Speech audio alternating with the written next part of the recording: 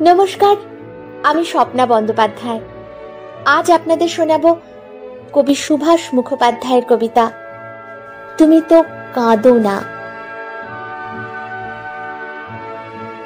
কি আশ্চর্য, কখনোই তুমি তো কাঁদো না।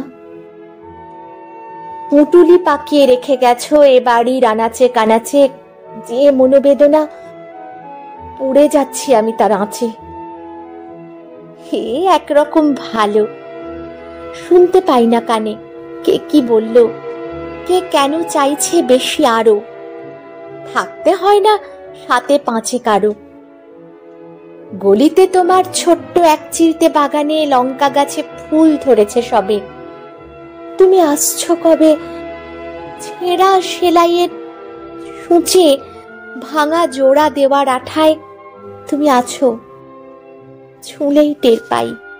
লাঠি হাতে উঠে এ ঘর ও ঘর করি খোঁড়াতে খোঁড়াতে, কখনো সাক্ষাতে বলিনি লজ্জার মাথা খেয়ে মুখ ফুটে, তবু খুব জানতে ইচ্ছে করে। কখনো না কেঁদে সমস্ত বর্ষার জল কেন তুমি হাসি মুখে তুলে নাও দু চোখের কোলে? একদিন বাঁধ ভেঙে দিয়ে আমাকে ভাসিয়ে দেবে বলে